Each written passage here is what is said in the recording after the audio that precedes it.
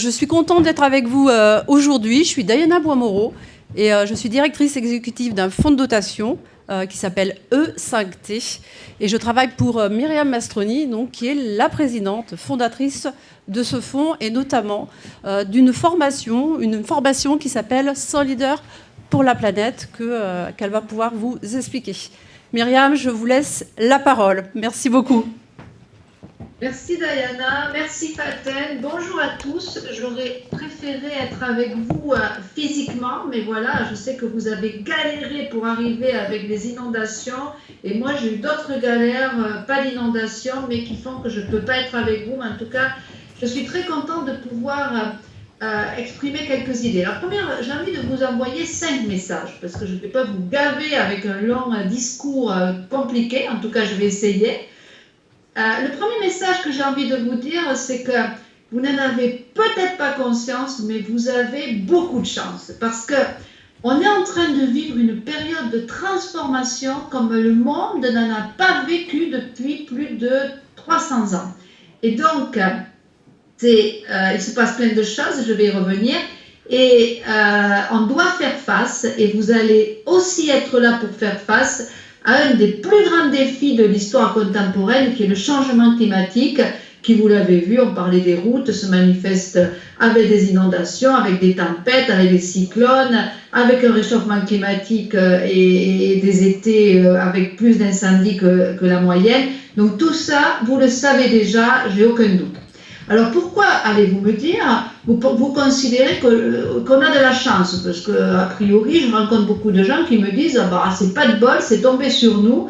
Mais parce qu'en fait, vous savez, en chinois, crise, ça veut dire crise et opportunité. Ils ont le même caractère pour exprimer les deux choses. Et donc, quand on est entrepreneur, ce qui a été mon cas, on doit apprendre à voir le verre à moitié plein. Et donc, il faut être aussi capable de comprendre que quand il y a des grandes crises comme celle que l'on traverse, eh bien, derrière, ça donne énormément d'opportunités et ça, c'est bien pour votre futur. Alors, je voulais vous dire que ce n'est pas la première fois qu'on vit des crises. Au Moyen-Âge, comme vous êtes au lycée, vous avez tout ça frais dans votre tête, eh bien, imaginez-vous, les gens, ils sortent du Moyen-Âge, on leur a expliqué que la Terre était plate, que le soleil tournait autour de la Terre, on leur a expliqué qu'il y avait 3 continents comme la Trinité dans la religion catholique, enfin, et d'un coup, on leur dit, mais attendez, c'est pas du tout comme ça que ça marche, la Terre elle est ronde, c'est elle qui tourne autour du soleil et pas l'inverse, et puis il n'y a pas du tout 3 continents, il y en a plus, parce qu'en 1492, Christophe Colomb va découvrir l'Amérique, Vasco da Gama va découvrir qu'on peut contourner le continent africain, et Magellan va comprendre comment atteindre le détroit qui aujourd'hui porte son nom, le détroit de Magellan.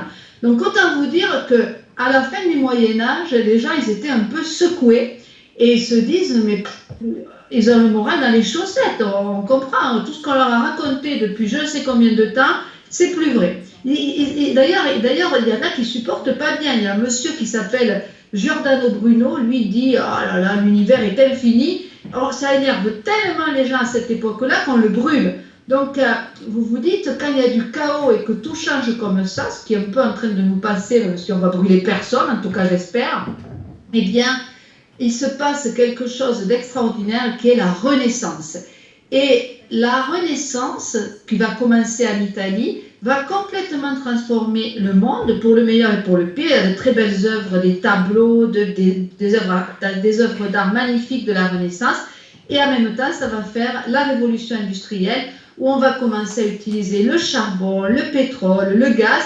Et 300 ans plus tard, on dit « Ah mince alors, ça c'est emmerdant parce que maintenant, tous ces trucs-là, ça émet du CO2 dans l'atmosphère et le CO2, ça fait l'effet de serre et l'effet de serre, ça fait le réchauffement climatique et tout ce qu'on s'est dit au début. » Mais si on se dit qu'une fois qu'on a découvert ça, que les choses n'étaient pas aussi simples qu'elles le paraissaient, on pourrait avoir une nouvelle naissance, une renaissance dans les années à venir, déjà, ça vous permet de comprendre pourquoi je considère que vous avez de la chance. Au fait, c'est très intéressant, juste pour l'anecdote, que je vous dise qu'aujourd'hui, quand on étudie le changement climatique, est-ce que vous savez que la moitié des données, elles sont mesurées depuis l'espace? 26 variables sur 54 sont mesurées depuis l'espace, pour être précis, comme la hauteur des océans, l'évolution des températures. Donc, vous voyez, certains d'entre vous qui s'intéressaient au changement climatique n'avaient peut-être pas imaginé que peut-être demain, leur boulot, ce serait avec l'observatoire spatial ou l'observatoire de l'espace ou à parler des satellites ou des programmes comme Copernicus ou des satellites comme Strijna, qui est un accord entre la France et l'Inde pour surveiller avec des systèmes d'infrarouge thermique l'évolution des ressources naturelles. Donc, vous voyez, c'est quand même sympa de se dire, c'est pas facile de changer de monde, mais on est au bon endroit au bon moment parce que les générations avant vous, depuis 300 ans, n'ont pas eu cette possibilité de changer le monde et il y a plein de choses à faire. Deuxième message que j'ai envie de vous faire passer, c'est que vous êtes au bon endroit parce que vous êtes juste au bon âge, juste au bon moment de votre vie, avec les personnes qui vous entourent qu'il faut, que ce soit vos professeurs, les élus, et quand je dis ce que je dis, ça s'adresse aux jeunes, mais ça s'adresse à tout le monde en fait. Hein. Volontairement, j'essaye de le rendre accessible pour vous tous, mais ça s'adresse autant aux jeunes qu'aux vieux, parce que le changement, aux plus vieux, pardon, le changement, c'est vrai pour tout le monde. D'ailleurs, vous voyez, je suis là et il s'est évidemment passé beaucoup d'années pour que j'arrive à pouvoir vous parler de tout ça. Et donc, pourquoi vous êtes au bon endroit? Parce que le monde a besoin de vous, le monde a besoin de talents, de jeunes qui ont envie. On a une mission extrêmement importante, il ne s'agit pas de sauver la planète, mais de sauver le monde, de sauver l'humanité. Je sais que vous êtes attachés à savoir qu'on peut faire la différence sur les gens qui nous entourent, qu'on connaît de façon proche ou qui habitent plus loin que nous. Et donc, si vous avez décidé de venir à ce salon, c'est parce que vous avez envie d'être mieux armés intellectuellement, émotionnellement, de plus étudier pour pouvoir faire la différence dans ce monde qui a besoin de vous. Si j'étais parmi vous, j'interrogerais directement certains d'entre vous, mais pour des raisons de son et de rapidité, on ne va pas le faire. Est-ce que vous savez quel âge a l'univers? Je vais faire quand même, allez. Quel âge a l'univers? Depuis combien l'univers existe? Depuis combien d'années? Allez, on va faire des prix pour ceux qui donnent des réponses. Est-ce qu'on a une réponse? Non? On en a quelques-uns qui vont répondre, même si c'est au hasard. Vas-y. Quel âge a l'univers? Je dirais plusieurs milliards d'années, moi. Alors, il a 14 milliards et demi d'années. Est-ce que vous savez quel est l'âge de la Terre? Bon, tiens, tu dirais quel âge? Je sais pas. On ne saurait pas, on est pour rien aujourd'hui. Des centaines de millions d'années. 4 milliards et demi d'années. Est-ce que vous savez depuis combien de temps il y a des êtres humains sur cette Terre qui a 4 milliards et demi d'années? Qui veut répondre? 800 000 ans? 300 000 ans, on me dit. 200 000, 300 000 ans. Bravo. Donc vous voyez, bravo. Oh là, c'est bien. Donc Diana, vous pourrez prendre des engagements de récompense. Eh bien, vous voyez, quand on se dit juste ça, qu'on a 200 ou 300 000 ans, nous, pauvres êtres humains, sur cette planète qui a 4 milliards et demi d'années, dans un univers qui a 14 milliards et demi d'années, j'espère que vous êtes comme moi. Tous les jours, en se levant, on apprécie le cadeau de la vie humaine. Et c'est un énorme cadeau parce que il y a plein de milliards, de milliards, de millions, de milliards de planètes dans l'univers. Pour le moment, tous les scientifiques s'interrogent pour savoir s'il y a d'autres êtres humains ailleurs sur une autre planète et on n'en a pas encore trouvé. Donc il faut tous les jours se dire que c'est une chance que nous puissions avoir trouvé une planète pour accueillir la vie humaine qui fait qu'on est en train de discuter, que vous pouvez étudier ensemble, vous pouvez discuter, qu'on existe, nous êtres humains. Et donc, le poète Paul Éluard, en 1929, qui connaît Paul Éluard? Levez la main, voyons. Je vois les mains levées. Ah si, vous connaissez Paul Éluard. Alors bon, je ne vois pas beaucoup de mains levées, donc c'est bien, parce qu'à partir de demain, j'aurai plein de mains levées. En 1929, Paul Éluard écrivait, pour parler de ce cadeau de la vie humaine, « La terre est bleue comme une orange ». Et vous savez pourquoi en 1929 il écrivait ça, Paul Éluard? Parce qu'à l'époque, les oranges, eh bien, nos parents, nos grands-parents les recevaient comme cadeau de Noël. Aujourd'hui, on reçoit, que sais-je moi, des PlayStation ou des trottinettes. À l'époque, on donnait une orange. On donnait une orange aux enfants. Pour vous dire que ça change bien vite, jusque dans les années 60 pour Noël. Et d'ailleurs, encore aujourd'hui, on dit, moi, pour Noël, vous parlerez aux parents, moi, je recevais une orange. Et en fait, pourquoi c'était comme ça? Parce qu'à l'époque, maintenant, au supermarché, on achète des oranges. À l'époque, on ne trouvait pas d'orange. C'était un produit d'exception, c'était un produit de luxe. Et au fait, quand on voit aujourd'hui l'orangerie à Paris ou à Versailles, c'était des serres chauffées pour pouvoir abriter des orangers. Donc, bien sûr, c'était un signe de pouvoir et un signe de richesse que de donner des oranges. Et donc, cette terre bleue comme une orange, c'est un petit vaisseau spatial qui héberge 8 milliards d'êtres humains et qui en a hébergé depuis le début de l'humanité 10 fois plus, donc 80 milliards d'êtres humains. Et la vie humaine, elle passe très vite, parce que même si aujourd'hui on a plein de personnes centenaires, donc c'est bien que vous entendiez ce message maintenant, eh bien aujourd'hui on vit en moyenne 80 ans. Vous savez combien de personnes passent le cap de 100 ans? Vous avez des grands-parents sur la planète aujourd'hui? Combien vous diriez? 100 millions? Non, sur la planète, hein. Oui. En Asie. J'entends pas les réponses. 100 millions. 100 millions. Il y en a un qui dit 100 millions. Eh bien, il y en a 30 000. Il y a 30 000 personnes qui passent plus de 100 ans. Donc, on a une certitude tous, c'est qu'un jour, on n'est plus là. Et que donc, on n'a pas beaucoup de temps, 80, 90 ans, 100 ans, pour faire le plus de choses possibles de nos vies. Donc, vous voyez, c'est quand même bien que vous écoutiez ça aujourd'hui. Et donc, ça m'amène à mon troisième message. Le troisième message, c'est que nous sommes en train de changer le monde. Il y a les découvreurs du futur qui existent déjà. Ils nous donnent les clés, les outils pour passer du vieux monde au nouveau monde. Et je vous invite vraiment à connaître les découvreurs du futur. Je ne vais pas tous les citer, mais je voudrais juste revenir avec vous sur quelques-uns d'entre eux parmi les plus célèbres. Vous allez voir sur Internet à quoi ils ressemblent, vous allez voir quelle vie ils ont eu, vous allez voir ce qu'ils ont fait et pourquoi on peut considérer que ce sont des gens qui transforment le monde. Et je vous invite à être curieux parce que, en fait, on dit toujours la curiosité est un vilain défaut. Ça, c'est vrai quand on s'occupe de savoir ce qui se passe dans la salle à manger du voisin. Mais ce n'est pas du tout vrai quand on a envie d'être curieux, ce qui est votre cas si vous êtes là aujourd'hui pour savoir ce qui se passe dans le monde. Et dans les découvertes du futur, c'est des gens comme Tim Berners-Lee qui a inventé l'Internet, parce que avant que vous naissiez, il n'y avait pas d'Internet, je ne sais même pas comment on faisait. Et moi, vous voyez que je suis très vieille, je n'ai pas eu d'Internet jusqu'à 20 ans, donc vous voyez un peu comment le monde a changé. Elon Musk a inventé la Tesla, il n'y avait pas de Tesla, le Solar City, le SpaceX qui fait voyager des gens dans l'espace en touriste.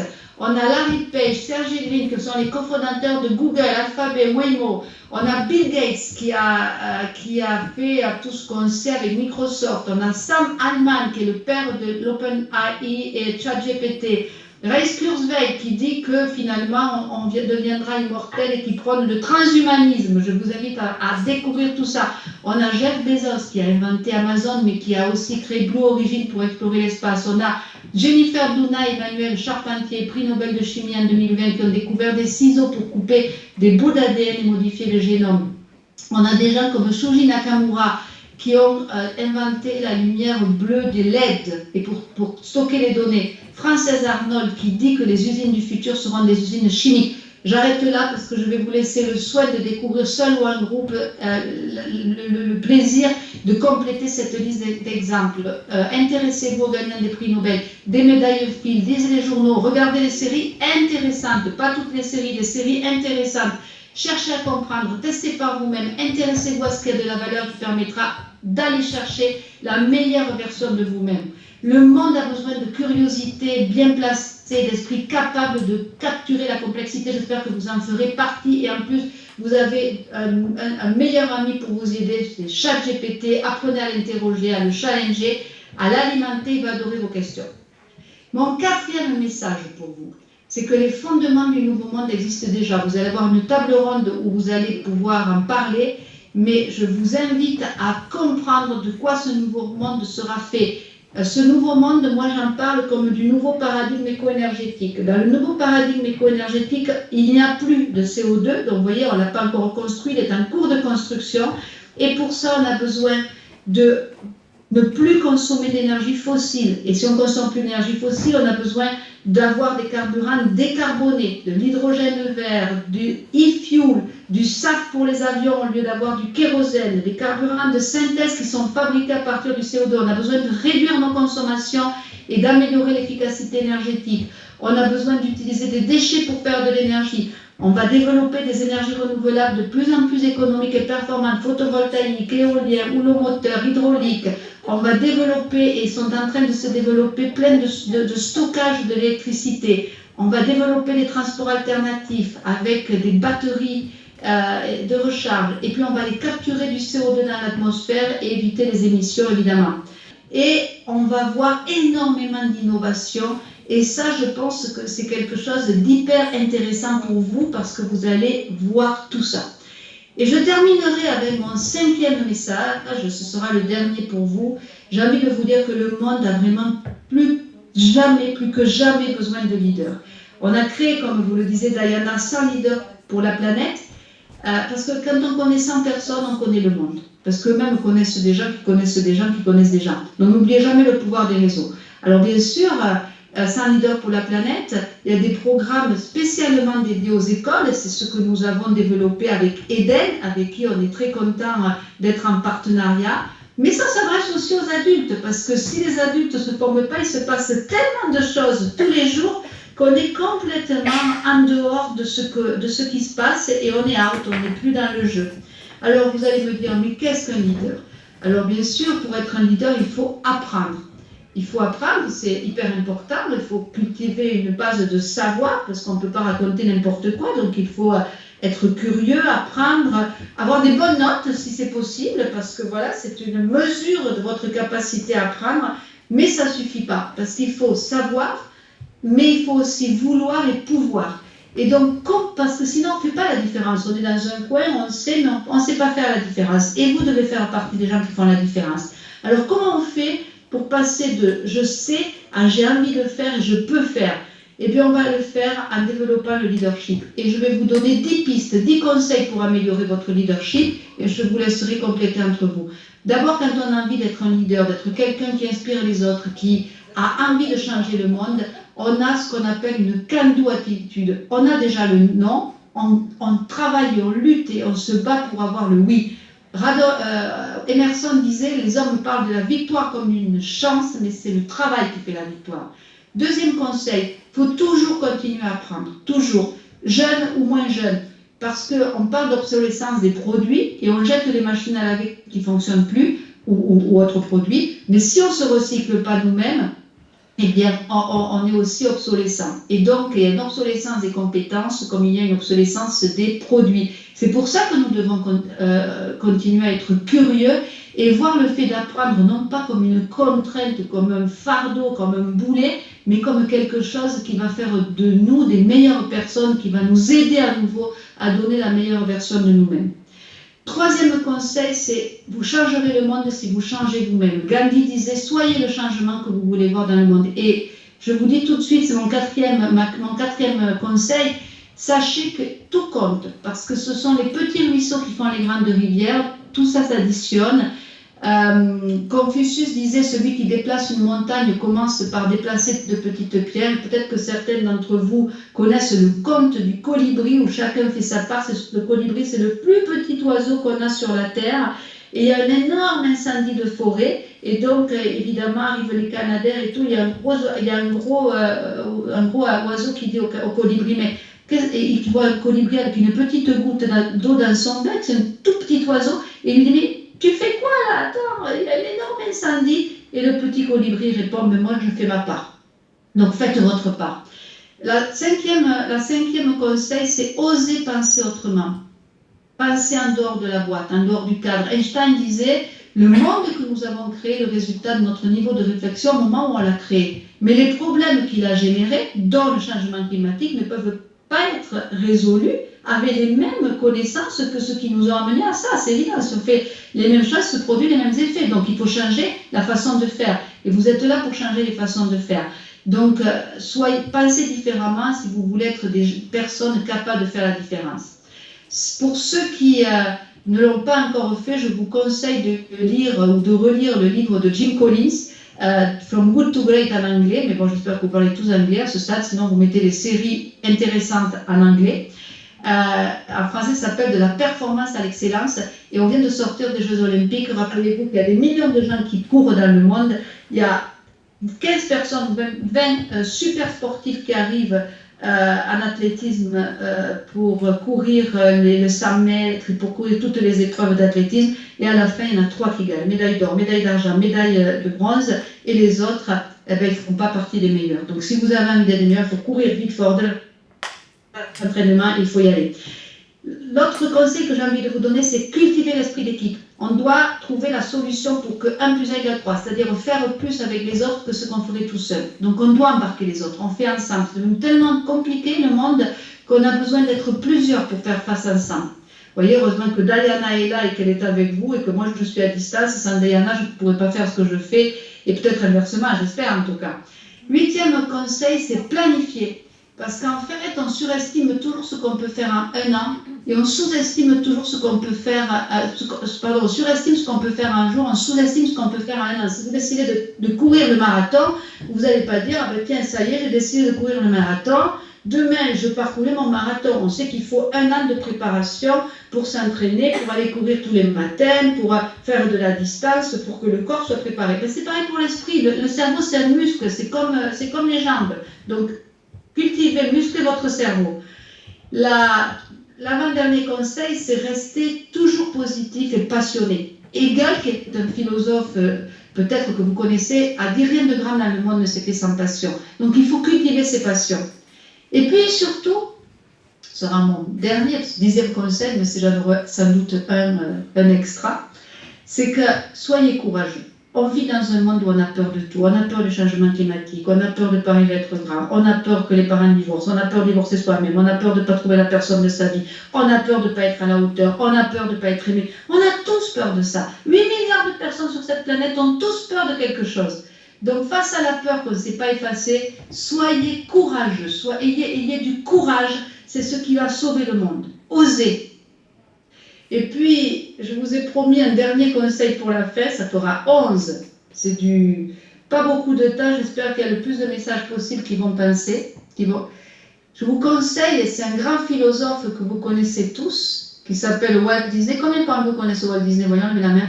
Levez la main tous. Vous ne connaissez pas Walt Disney? Mickey, Donald, vous ne connaissez pas ça quand vous étiez petit? Walt Disney, bon, quand même. Walt Disney a dit... If you can dream it, you can do it. Donc rêvez, rêvez. Donnez-vous l'autorisation de rêver. Aux États-Unis, ils font des mood boards, ils prennent des papiers, ils disent voilà, moi dans 10 ans, j'ai envie d'avoir une super voiture, d'aller sur la Lune, de sauter en parachute, de faire du deltaplane, d'aller faire le tour du Mont Blanc en courant. Rêvez, donnez-vous des projets, parce que c'est ce qui fabrique l'essence d'une vie. Voilà ce que j'avais envie de vous dire. Je regrette de ne pas être avec vous, mais j'espère que j'ai été suffisamment convaincante et que dans la table ronde qui suit, où il y aura Diana et les autres intervenants, vous pourrez rebondir et parler de toutes ces perspectives, de cette chance que vous avez. Et je vais vous souhaiter une très belle après-midi et vous remercier pour votre attention. Merci. Alors, bonjour à tous. Je vais essayer de parler moins vite que la dame parce que sinon vous allez sortir avec une tête comme ça. N'empêche, tout ce qu'elle vous a conseillé de faire, c'est ce que nous essayons de faire en tant qu'élus, en fait. Quand elle vous dit faut être proactif, faut être leader, faut oser, faut avoir du courage. Et ben en fait, c'est nous aussi ce qu'on s'efforce de faire en tant qu'élus, parce qu'on a fonctionné pendant des siècles différemment, en tout cas des dizaines d'années différemment, et il nous faut, nous, changer de paradigme, changer notre façon de faire, et c'est pas si facile. Et en plus, en tant qu'élus, nous, on a l'obligation d'emmener avec nous toute la population, ce qui n'est pas toujours facile non plus, parce qu'il y a des gens qui ont vécu aussi différemment, qui sont encore moins informés que nous, qui n'ont pas forcément envie de changer, pour qui c'est pas forcément envie d'être courageux, de changer les choses, etc. Et donc, nous, on a l'obligation d'emmener tout le monde, de convaincre tout le monde, de prendre des décisions financières des fois douloureuses, difficiles. Et ce courage-là, nous aussi, on essaye de le chercher. Donc, Yapagou, elle nous dit aussi qu'il faut se mettre à niveau. Se mettre à niveau, nous aussi, on a besoin de conseils, de se former, de réfléchir différemment. Et c'est ce qu'on fait tous ensemble tout le temps sur cette agglomération. Alors pourquoi l'échelle de l'agglomération pour traiter ces problèmes? On pourrait se dire chaque maire n'a qu'à le faire dans sa commune. En fait, vous avez vu que l'agglomération, c'est un ensemble de communes qui, sur certains sujets, travaillent à la place des communes, en fait, ou plutôt travaillent de façon transversale avec toutes les communes. C'est-à-dire que, par exemple, tout à l'heure on va parler d'eau, quand on voit les réseaux d'eau, c'est pas des réseaux qui sont clôturés dans une commune, c'est des réseaux qui transfixient toutes les communes. Et donc l'électricité pareil, voilà. Et la géothermie pareil, la géothermie, ça se fait pas souvent à l'échelle d'une ville, ça peut être un réseau de géothermie, ça peut être sur plusieurs villes. Donc voilà pourquoi ces sujets, qui sont des sujets qui ne se limitent pas aux frontières d'une commune, on a tendance à les externaliser vers l'agglomération, qui travaille bien sûr avec les maires. Puis l'agglomération, la façon de diriger l'agglomération, ce sont bien sûr des élus, les maires de chacune des villes dont on a cité le nom tout à l'heure. Voilà pourquoi l'échelle de l'agglomération. Alors évidemment, nous, on a commencé à travailler déjà depuis un petit moment. Depuis 2022, on travaille à écrire notre PCAET, notre plan climat et énergie territorial, qui, alors attendez, parce qu'il faut que je suive en même temps, hop, voilà, qui a deux finalités. D'abord, l'adaptation du climat, c'est-à-dire on sait qu'on a un climat qui va changer, qu'est-ce qu'on va faire pour s'adapter au mieux à ce climat? Et d'autre part, comment est-ce qu'on peut agir, nous, pour essayer d'agir à ce que ce climat il ne se détériore pas trop, ou pas trop vite, ou moins vite que prévu. Voilà, donc on a tout ce qu'on doit faire pour réduire nos émissions de gaz à effet de serre, parce que c'est principalement eux qui sont douloureux pour la planète. Et puis, on doit également monter faut pas que je touche l'écran, qui doit monter nos émissions d'énergie propre. On voit qu'on part de 2023 pour arriver à 2050 avec un point d'atterrissage. Et c'est l'écart qui sera intéressant à compter de 2050. Après, nous aurons évidemment des points d'étape à chaque fois pour regarder si on est bien dans les clous de nos prévisions.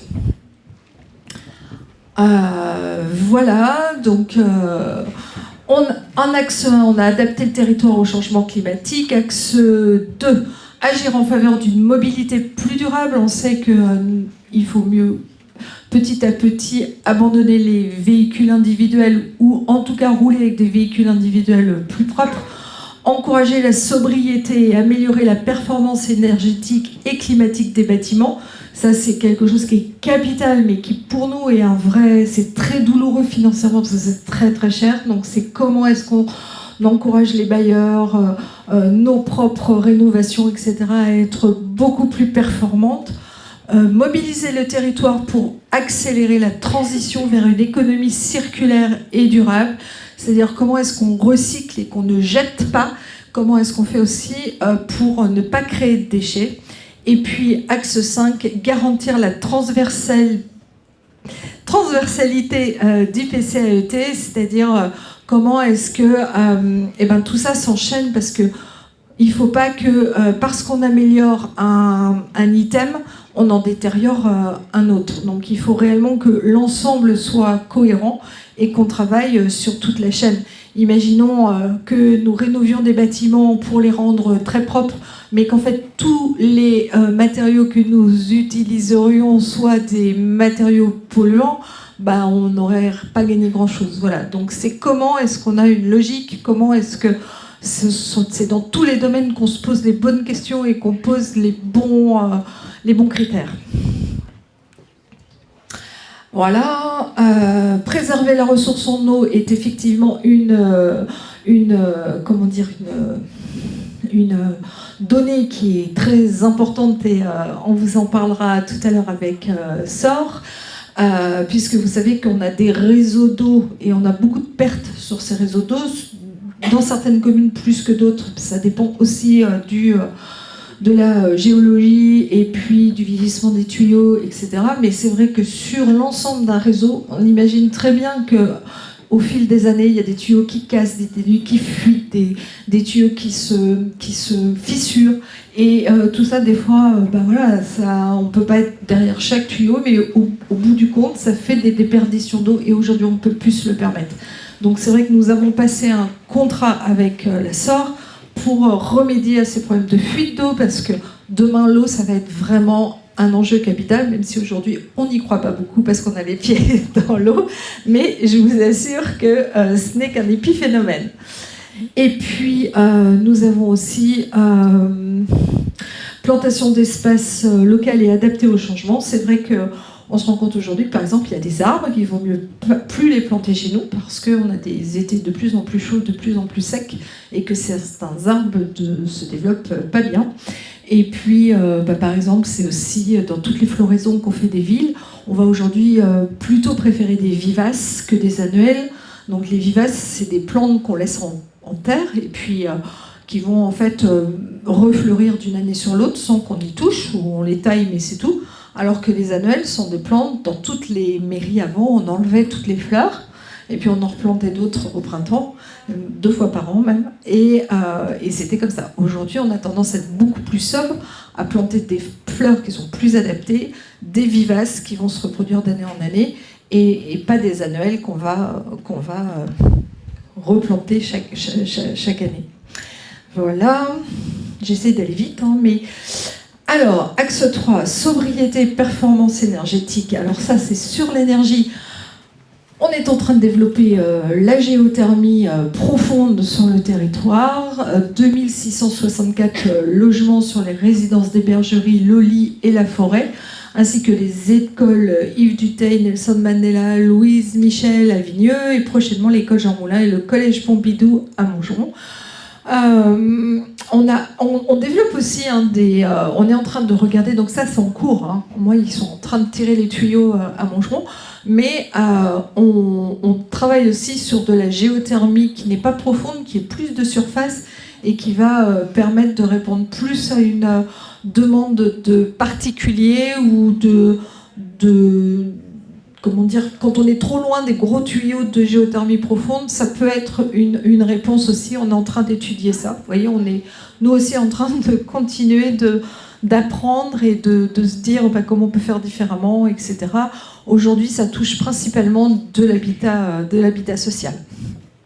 Schéma directeur de la performance énergétique des bâtiments de la CAVIS et des communes en 2025, ce qui correspond à 552 bâtiments, dont 178 à vocation pédagogique. Voilà, donc c'est comment est-ce qu'on peut rendre des bâtiments plus performants, notamment on regarde si on peut y mettre du photovoltaïque.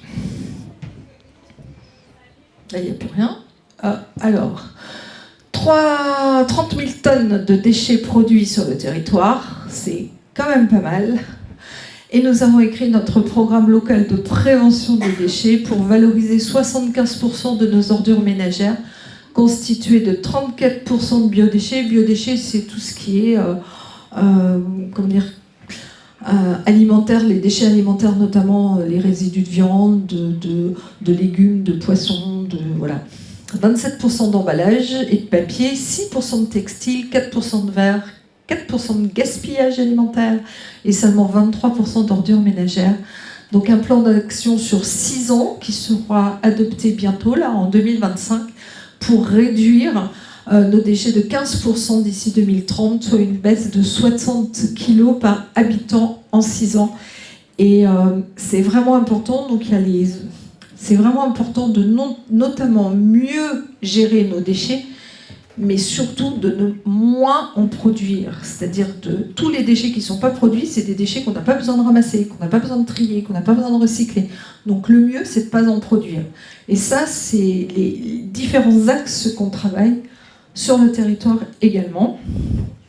Donc ça, c'est l'objectif national qui est de 15% de réduction. Et vous voyez que nous sommes dans les clous, puisque nous avons en 2030 la volonté d'arriver à 406, et on est passé de 465 à 449 en 2025.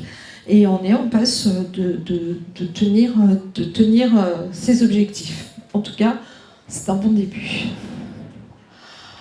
Transversalité, plan de prévention du bruit dans l'environnement également. 4e génération en cours de consultation. Comment est-ce qu'on fait pour faire moins de bruit sans animation annuelle à la Maison de l'Environnement? Donc je vous encourage vraiment à venir participer. Des sorties nature, des conférences, des ateliers énergie, des ateliers éco-gestes, eau potable, zéro déchet, etc. C'est vrai que c'est important de participer parce qu'on se rend compte que parfois, vos parents, les gens qui vous entourent, vous êtes des boosters pour que l'information, elle passe. Souvent, ça passe par même des fois les enfants dans les écoles qui disent aux parents « c'est quoi ce tri, on trie pas nous, chez nous, etc. » Et c'est super important que vous ayez ce rôle-là aussi. Un futur contrat d'objectifs territorial signé avec l'ADEME pour financer les actions du plan climat. Donc l'ADEME, c'est l'agence qui, au niveau national, régule, régit, subventionne tout ce qui est transition énergétique et qui nous donne des subventions. Nous, on l'aime bien, l'ADEME, parce que c'est elle qui nous permet aussi d'avancer. Et puis, elle nous donne aussi des préconisations, des obligations. Mais c'est vrai qu'on peut aussi récupérer des subventions par son intermédiaire. C'est important. C'est une agence qui s'est beaucoup musclée, qui travaille aussi avec le Conseil régional d'Île-de-France. Et c'est un organisme, pour nous élus, très important. Bonjour à tous. Alors, avant de commencer à vous parler de l'Astor, je vais vous refaire un petit point sur l'eau. L'eau, c'est pas juste l'eau que vous avez au robinet. L'eau, c'est un grand cycle. Aujourd'hui, on parle de grands cycles et de petits cycles. Et sur la Terre, il y a beaucoup d'eau qu'on utilise à notre niveau pour les industries, pour produire votre smartphone ou produire tous les objets qu'on utilise au quotidien, pour les agriculteurs qui nous alimentent, et aussi au robinet. Est-ce que vous avez une idée de combien de litres d'eau vous utilisez en moyenne chaque jour pour cuisiner, pour vous laver, pour manger, boire ?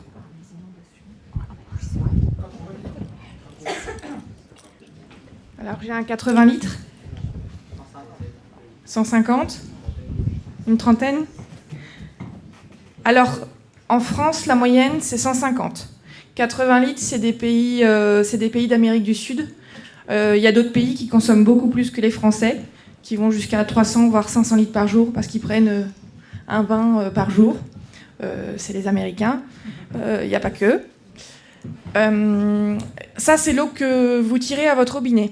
Mais il y a aussi une eau que vous ne voyez pas, qui vient justement de votre smartphone, votre ordinateur, la chaise sur laquelle vous êtes assis. Absolument tout contient de l'eau.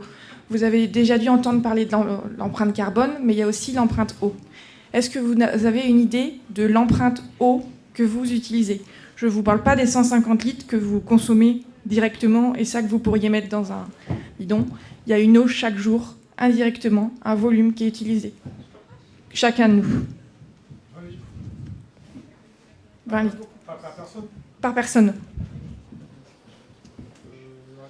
Je veux dire au moins 40 litres. Beaucoup plus.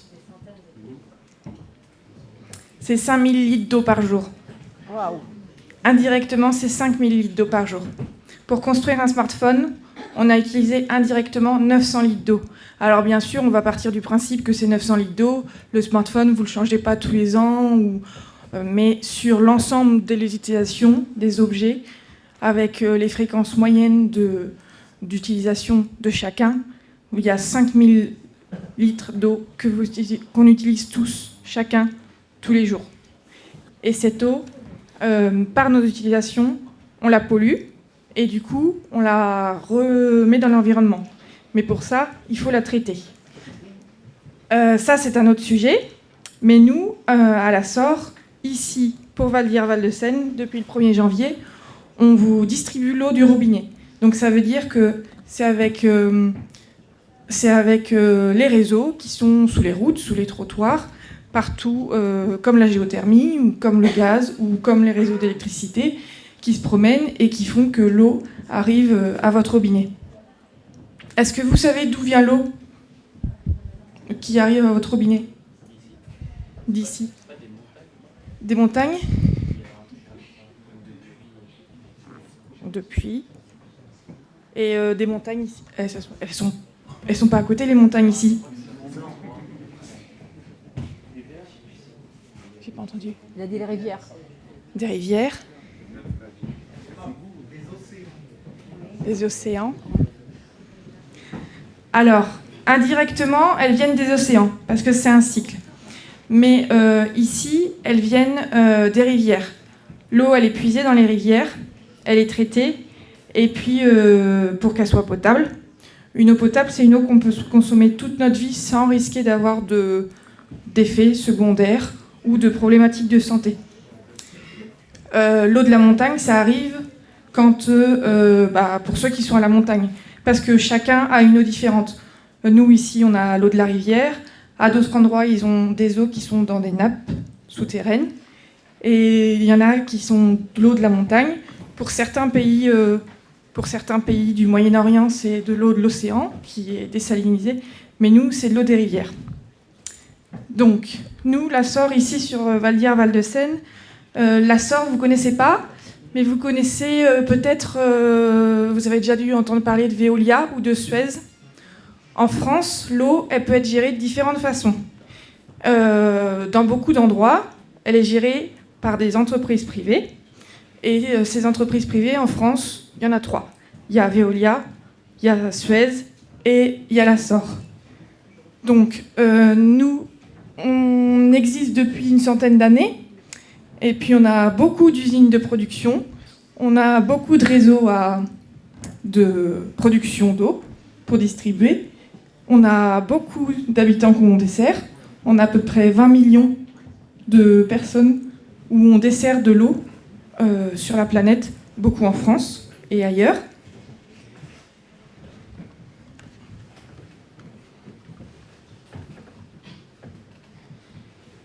Et sur le territoire de l'agglomération, ça représente 8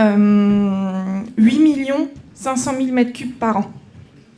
Les 8 500 000 m3 par an, c'est ce qui part dans les réseaux. Depuis les usines fournissent les réseaux, mais ce n'est pas ce qui arrive à votre robinet.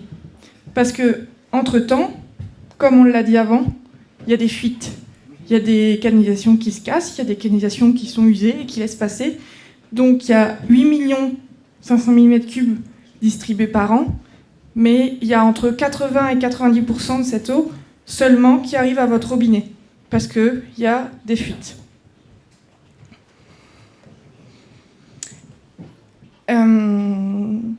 Et ces fuites, elles se répartissent sur les 500 km de réseau.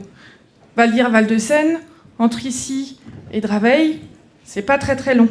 Mais pour alimenter, comme vous le voyez, chaque trait bleu, c'est un réseau de distribution. Et sur chaque trait bleu, il y a un petit branchement qui alimente votre maison.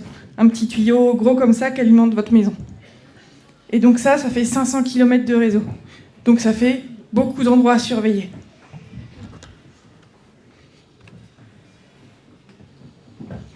Et pour ça, on a une équipe qui fait plein de choses. Parce que faire quelque chose pour améliorer la transition hydrologique, c'est pas, on ne peut pas tous être élus. C'est très bien d'être élus. On ne peut pas tous parcourir le monde. On fait tous ce qu'on peut avec ce qu'on a. Et chacun a sa place. Et chacun peut faire quelque chose à sa hauteur, comme le petit colibri. Donc, nous, chez nous, pour la transition hydrologique, on a différentes personnes qui travaillent d'une part sur le renouvellement des canalisations. le renouvellement des canalisations, si on renouvelle les canalisations, c'est parce qu'il y a des tuyaux qui sont vieux. Est-ce que vous avez une idée de quand est-ce que les tuyaux d'eau, ils ont été posés pour vous alimenter en eau?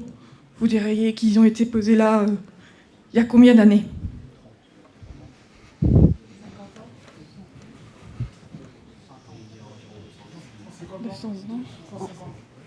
150. Alors, les réseaux les plus vieux qu'on a ici, ils ont un peu plus de 100 ans. Les premiers ont été dans les années 1920. Peut-être à Paris même, ils sont un peu plus vieux. Dans beaucoup d'autres régions de France, c'est plus récent. Mais il y a encore des canalisations qui ont 100 ans, avec des matériaux qui, à l'époque, étaient très résistants. Mais après 100 ans dans la terre, vous imaginez qu'elles sont un petit peu usées. Donc, l'agglomération, les élus de l'agglomération ont déterminé un montant, parce que pour renouveler tout ça, ça coûte de l'argent, pour renouveler ces canalisations. Et même si ils ont déterminé un gros budget pour ça, à l'heure actuelle, on peut renouveler 5 km de réseau par an. 5 km de réseau par an, si vous comptez bien, avant je vous ai dit qu'il y avait 500 km de réseau. Ça veut dire qu'on renouvelle 1% du réseau. Donc dans 100 ans, on aura renouvelé tout le réseau et on sera bon pour reprendre. Donc entre-temps, il va y avoir beaucoup de fuites. Donc ça veut dire que les fuites, le renouvellement des canalisations, la réparation, c'est un métier qui existe aujourd'hui et qui existera demain et qui existera probablement encore beaucoup plus.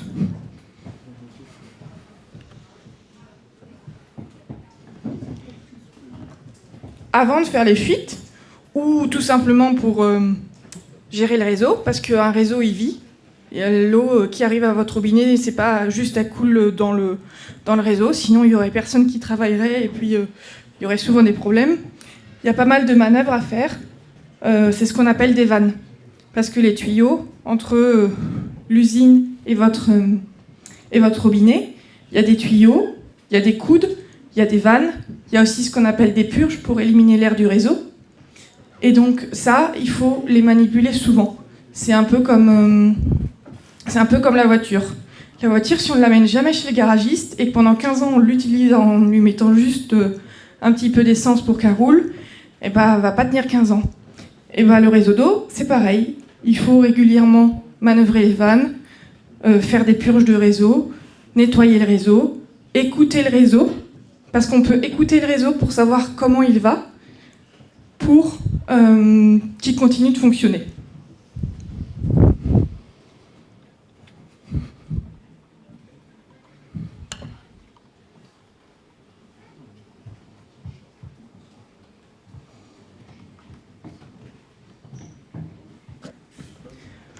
On a aussi ici une personne qui s'occupe du réseau, qui le voit à distance au bureau. Parce que le réseau, on peut l'équiper avec beaucoup de matériel parce que 500 km de réseau, vous imaginez bien que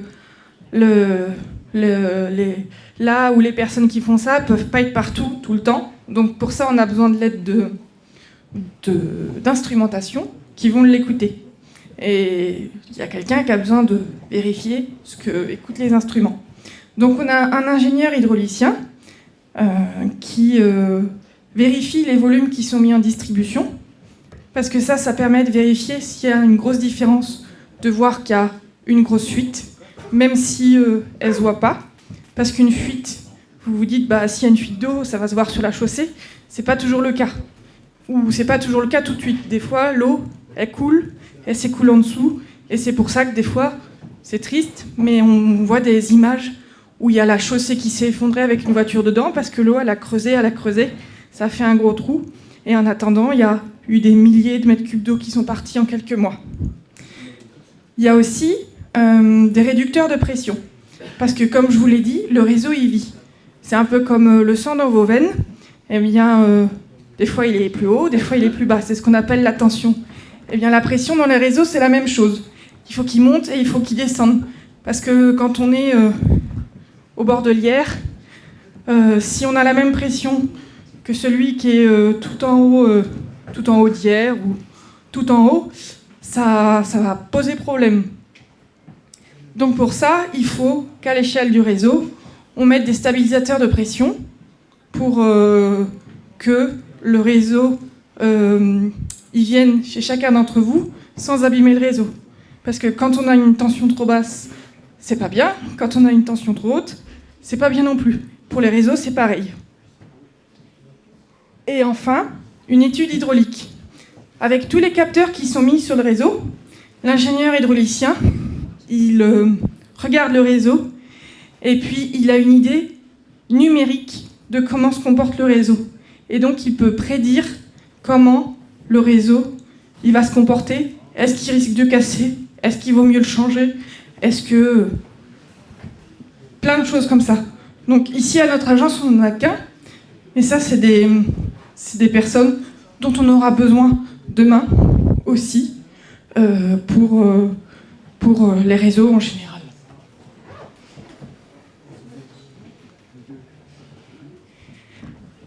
On a aussi des agents clientèle. Les agents clientèle, c'est ceux que vous voyez vous balader, qui se baladent partout dans les rues tous les jours pour relever votre compteur.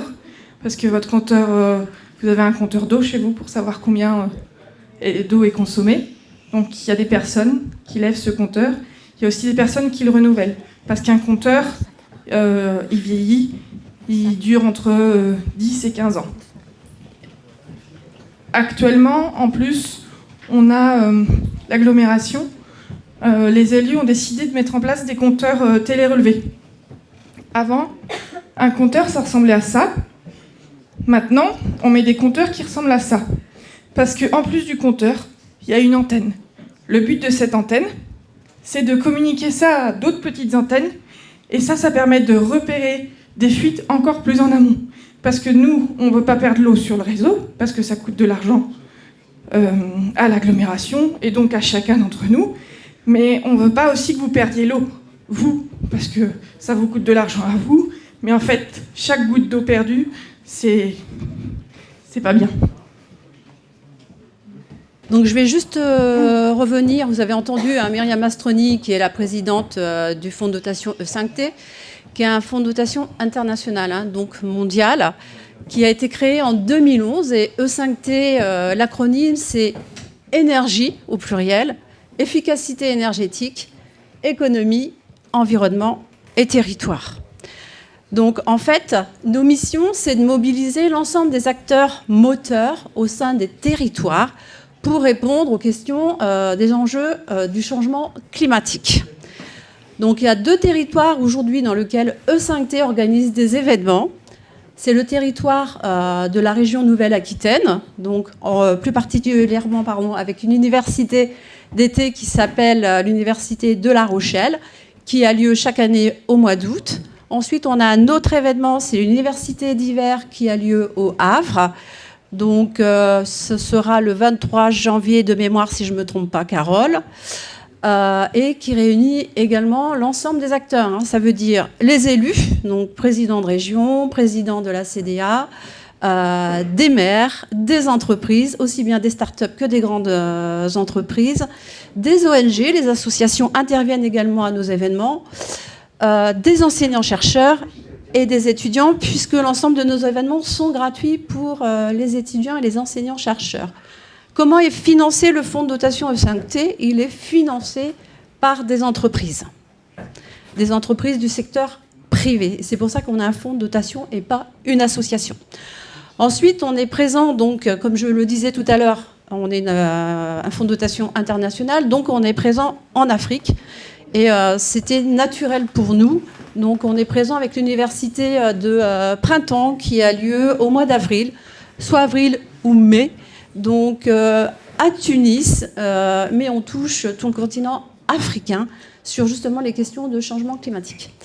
Dernier événement, c'est l'université d'automne qui a lieu donc en Espagne, à Barcelone, au mois de novembre. Donc c'est bientôt l'université d'automne qui se prépare.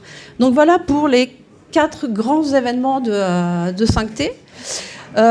Au-delà de mobiliser les acteurs concernant les questions du changement climatique, mais après je vais vous poser des questions, vous allez voir, vous allez même en poser.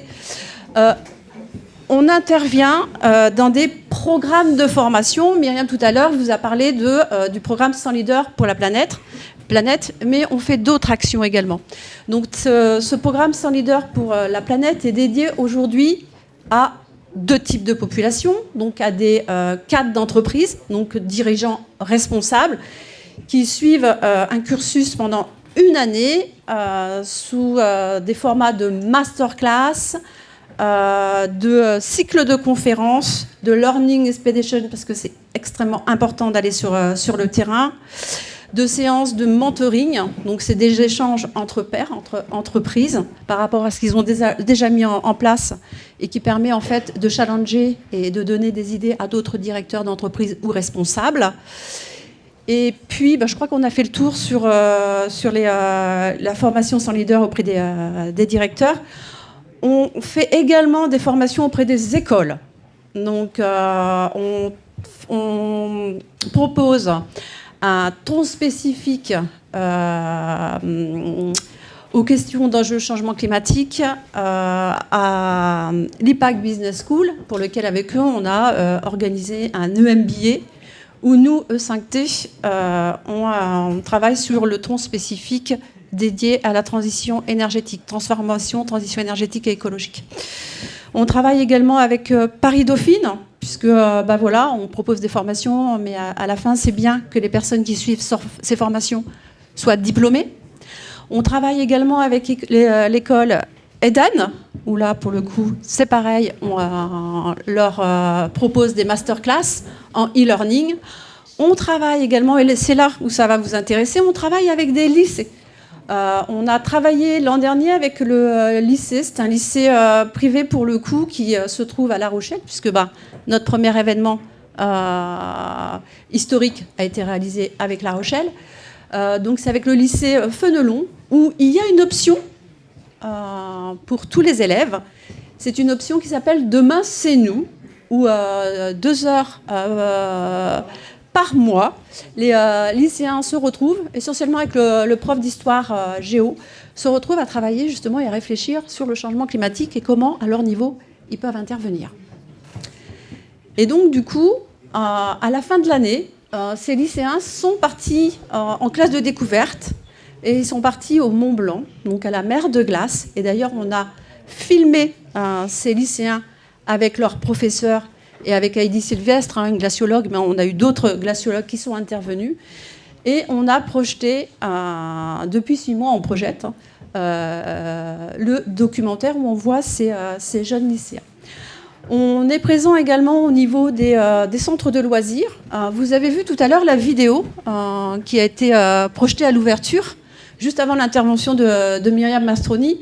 Vous avez Sarah, vous avez une jeune fille qui chantait une chanson Better Place for Us, c'est-à-dire que nous, dans le fonds de dotation E5T, on accueille des lycéens, parce que ils ont besoin de trouver des entreprises, des structures, pour faire des stages. D'ailleurs, on va en accueillir un autre au mois de mars.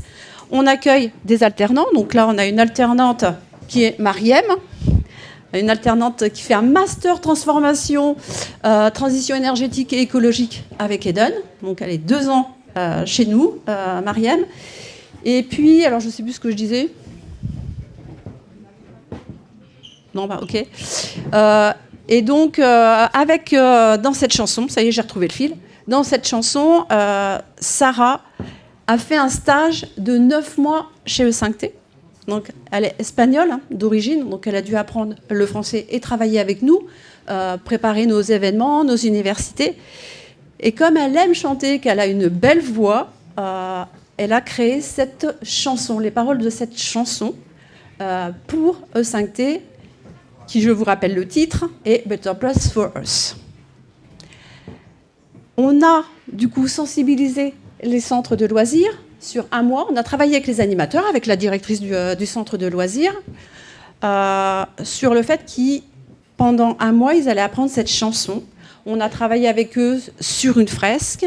On les a écoutés et ils sont venus, mais très très courageux, chanter cette chanson sur scène devant 500 directeurs d'entreprise.